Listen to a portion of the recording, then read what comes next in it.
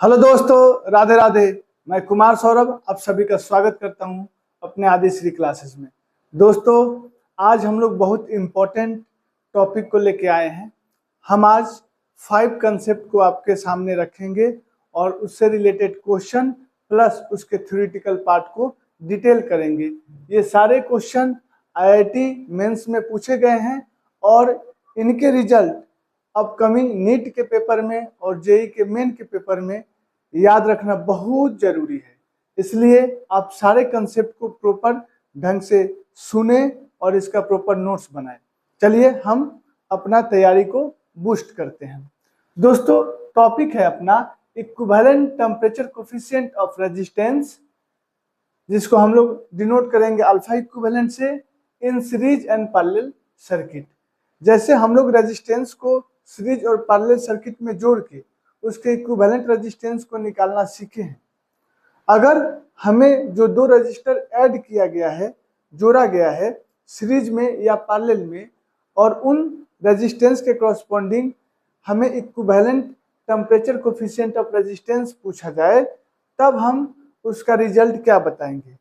तो पहली बात कि आपको इस रिजल्ट को याद रखना है, तो आपको ध्यान रखना है चाहे सीरीज में जोड़ा हो या पैरेलल में जोड़ा हो दो रेजिस्टेंस, उसका temperature coefficient of resistance same ही होता है। और कितना होता है? Alpha 1 plus alpha 2 divided by 2। और ये सीरीज में रहेगा तो इतना बोलेंगे, और पैरेलल में रहेगा तो भी इतना ही बोलेंगे, alpha 1 plus alpha 2 divided by 2। तो अपना आंसर तो यही है। अब क्वेश्चन को रीड करिए और देखिए इस क्वेश्चन में क्या बोला गया है। यह भी क्वेश्चन आईआईटी ने पूछा हुआ है, तो हम पहले पढ़ते हैं, समझते हैं, फिर इसके ईयर को देखेंगे। बोला गया है two conductors have the same resistance at 0 degree C, but their temperature coefficient of resistance are alpha 1 and alpha 2। हमें क्या बोला गया कि at T इक्वल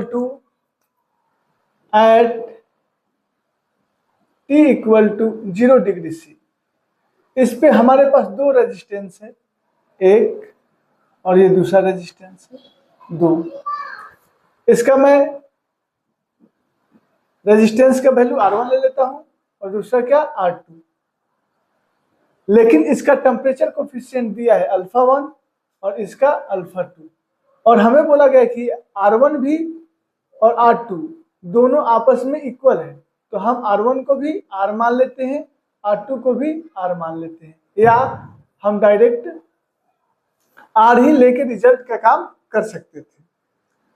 अब बोला जा रहा है कि अगर इन दोनों को सीरीज में कनेक्ट किया जाए तो क्या हो जाएगा। आप देखोगे एक रेजिस्टेंस है, ये दूसरा रेजिस्टेंस है, इन टू इन कनेक्ट कर दिया। अपना ये टर्मिनल ए मान लेते हैं और ये टर्मिनल बी है, तो इसका टेम्परेचर कोफिशिएंट अल्फा 1, इसका अल्फा 2, सीरीज कनेक्शन में।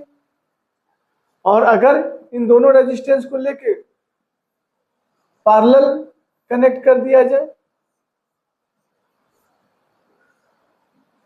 ये अपना टर्मिनल ए और ये टर्मिनल बी, तो ये अल्फा 1 और ये अल्फा 2 दोनों को कनेक्ट कर दिए। तो अगर सीरीज में होगा तो भी हम लोग इसका इक्विवेलेंट रेजिस्टेंस जैसे डिफाइन करते हैं, वैसे ही equivalent temperature coefficient of resistance भी डिफाइन करेंगे। इसका मतलब इन दोनों को हटाकर एक रजिस्टर ला सकते हैं, और अगर इसका इक्विवेलेंट रेजिस्टेंस पूछा जाए तो यहाँ पे R है, ये भी R है, दोनों सेम वैल्यू है, तो इक्विवेलेंट में क्या होता है, दोनों का ऐड हो जाएगा, तो रेजिस्टेंस का वैल्यू कितना हो जाएगा 2R। और अगर यहाँ पे पूछा जाए तो यहाँ पे भी हम बता सकते हैं, ये A टर्मिनल है और ये B है, यहाँ पे क्या होगा, A और B के बीच में एक रेजिस्टेंस लाएंगे और इसका इक्विवेलेंट रेजिस्टेंस कितना हो जाएगा। अगर यह R है और यह भी R है, तो हमें पता है कि इक्वल रेजिस्टेंस अगर पैरेलल में ऐड होते हैं तो एक रेजिस्टेंस का वैल्यू लिखिए और जितने उनकी संख्या है उससे डिवाइड कर दीजिए। इक्विवेलेंट रेजिस्टेंस हो गया R/2। अब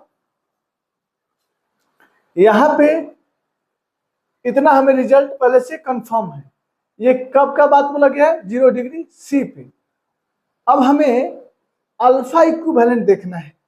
तो अल्फा निकालने के लिए हमें पता है कि रेजिस्टेंस के कॉरस्पॉन्डिंग अगर हम टेम्परेचर इंक्रीज करते हैं उस केस में अपना रेजिस्टेंस इंक्रीज कर जाता है। तो हमने इस कंसेप्ट का यूज किया और हमने जो टेम्परेचर था T equal to 0 degree C, इससे T इक्वल टू T तक इंक्रीज कर दिया। अब यहां से हम डेल्टा T आराम से डिफाइन कर सकते हैं। कितना हो जाएगा?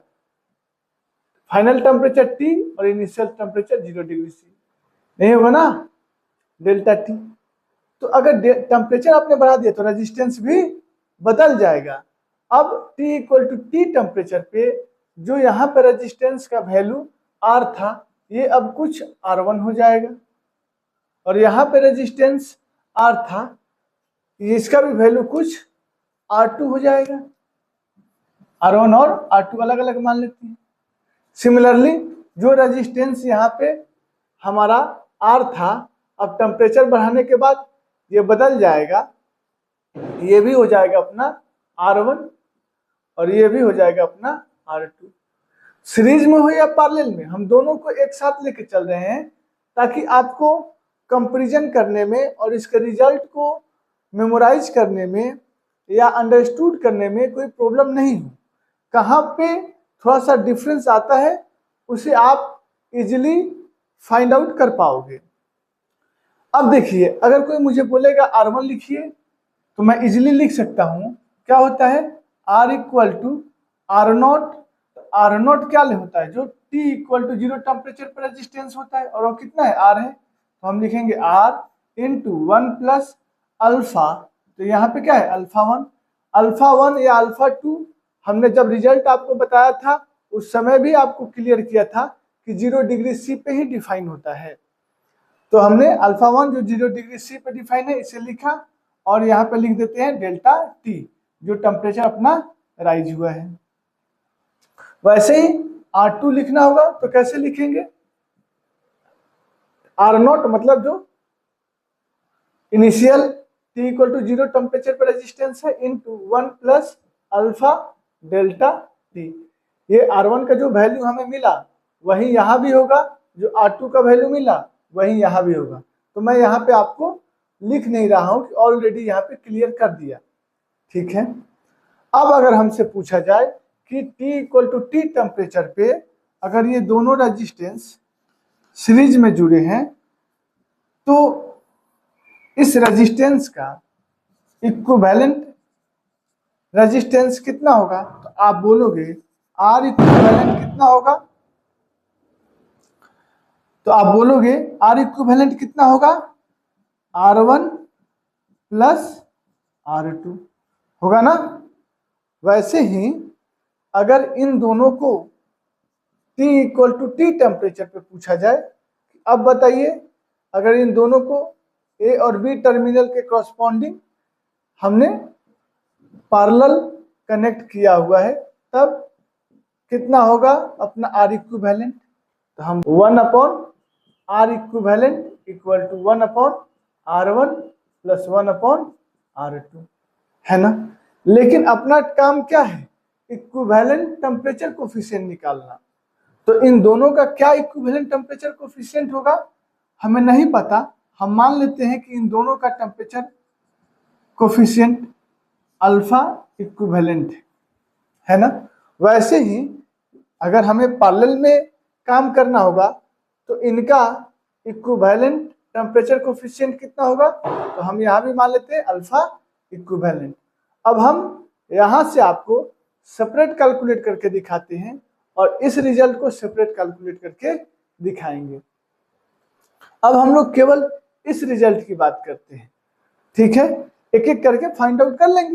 जब हम लोग R इक्विवेलेंट निकालने चलेंगे R1 प्लस R2, तो चलिए यहां से हम लोग R1 को क्या लिख सकते हैं? ऑलरेडी हमारे सामने रिजल्ट है। क्या लिखेंगे? R into 1 plus alpha 1 delta T, और R2 को लिखना होगा तो क्या लिखेंगे?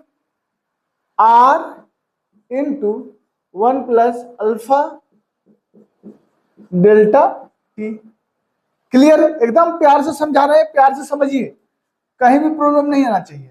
अल्फा इक्विवेलेंट निकालना है, तो हमें देखना है कि 0 डिग्री सी पे इक्विवेलेंट रेजिस्टेंस कितना था, 2R, और हम टेम्परेचर जब बढ़ा दिए तो उस कंडीशन में इक्विवेलेंट रेजिस्टेंस कितना है, R इक्विवेलेंट, जिसे हम दिखा रहे हैं। तो अगर इसको लिखना होगा तो क्या लिखेंगे, जो 0 डिग्री टेम्परेचर पे है 2R इंटू 1 प्लस अल्फा, जो यहाँ पे इक्विवेलेंट अपन पता करना है, और ये डेल्टा टी, है ना।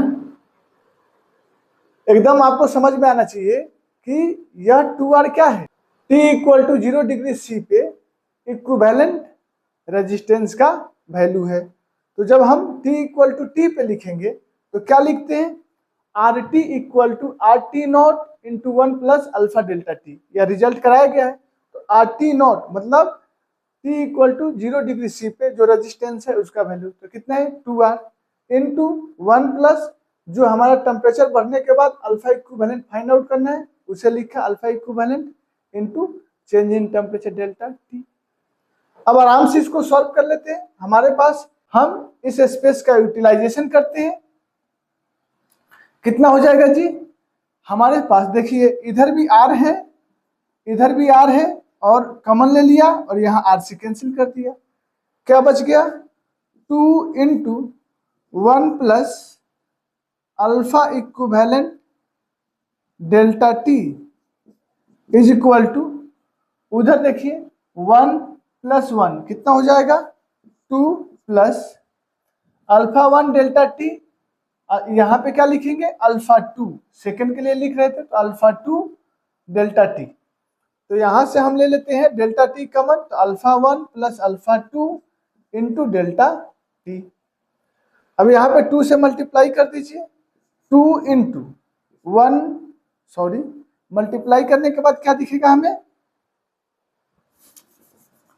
2 plus 2 alpha equivalent delta T is equal to 2 plus alpha 1 plus alpha 2 delta T. Clear है? अब देखिए इधर भी 2 है, इधर भी 2 है, कैंसिल हो गया।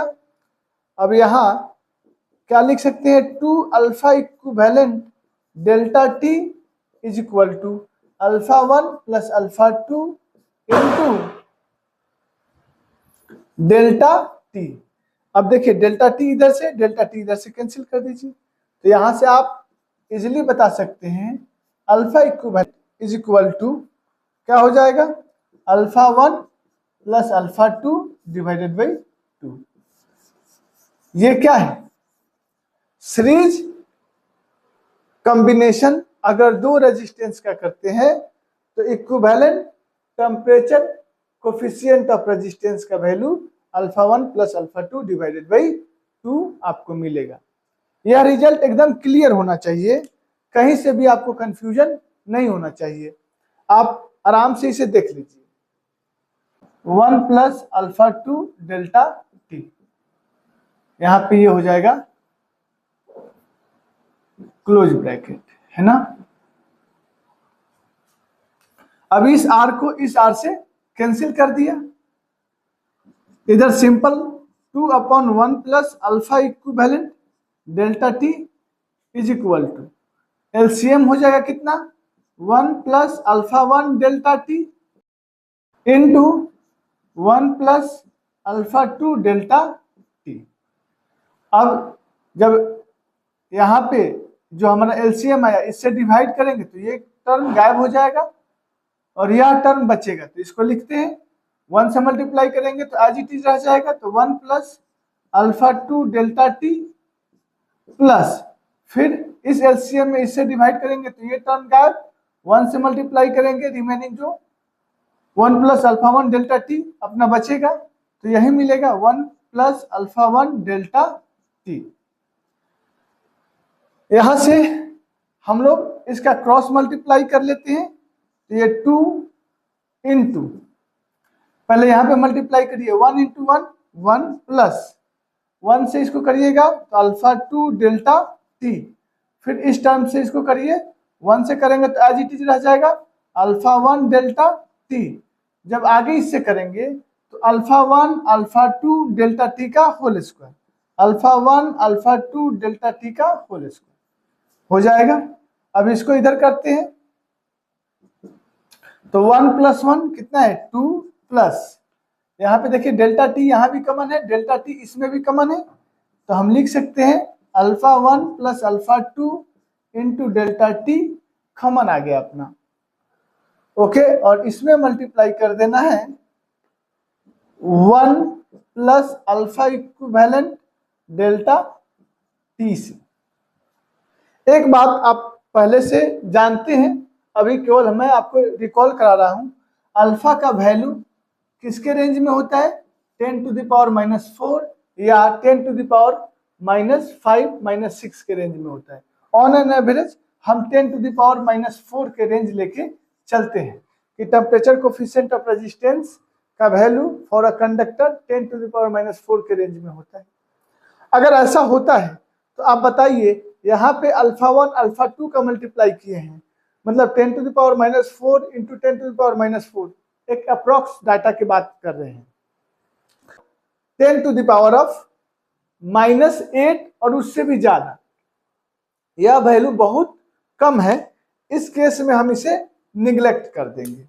तो जहां भी अल्फा का मल्टीपल आएगा हमें यह ध्यान रखना है कि उसका वैल्यू इतना कम हो जाएगा कि अगर उसे अपने कैलकुलेशन से निगलेक्ट कर देते हैं तो भी हमारे रिजल्ट पे ज्यादा कोई परिवर्तन नहीं आएगा, तो हमने उसको निगलेक्ट कर दिया।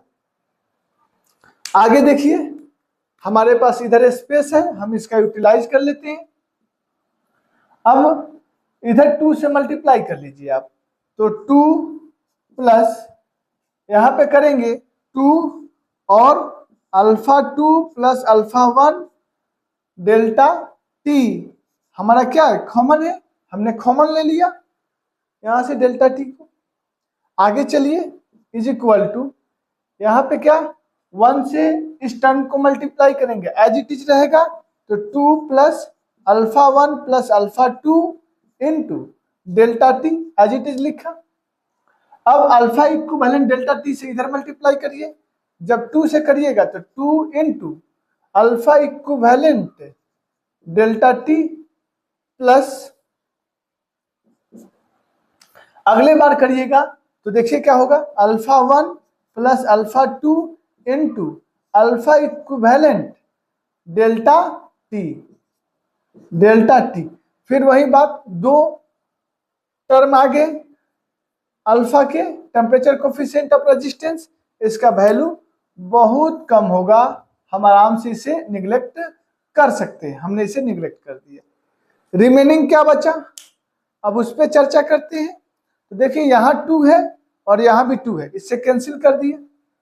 करने के बाद जो टर्म बचेगा उसको देखिए 2 into alpha 1 + alpha 2 delta T इधर बचा, इज इक्वल टू इधर क्या रह जाएगा alpha 1 + alpha 2 into delta T, तो हम इधर ला देते हैं इसको, तो ये माइनस में आ जाएगा अल्फा 1 + अल्फा 2 डेल्टा टी, है ना।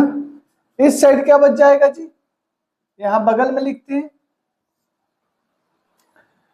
2 अल्फा इक्विवेलेंट डेल्टा टी, है ना।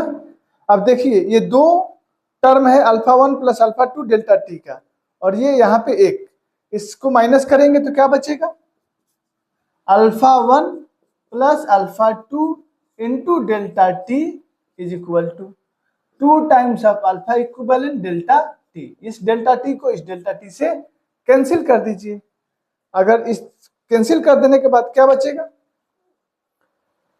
स्पेस की कमी है, यूटिलाइज कर लेता हूं मैं इस स्पेस को।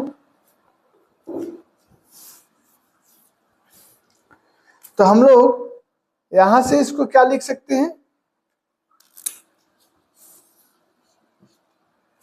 अल्फा 1 + अल्फा 2, अल्फा 1 + अल्फा 2, और इस साइड देखिए 2 का मल्टीपल है तो इधर आएगा तो डिवाइड हो जाएगा, इज इक्वल टू क्या बचा अल्फा इक्विवेलेंट। देखिए, जो दो रेजिस्टेंस के सीरीज कॉम्बिनेशन के लिए टेम्परेचर कोफिशिएंट ऑफ रेजिस्टेंस का वैल्यू मिला, वही सेम हमें दो रेजिस्टेंस अगर पैरेलल कनेक्शन में है तो उनके लिए टेम्परेचर कोफिशिएंट ऑफ रेजिस्टेंस का वैल्यू मिला, दोनों क्या है, सेम है। तो इस रिजल्ट को आपको ध्यान रखना है, नोट करिए।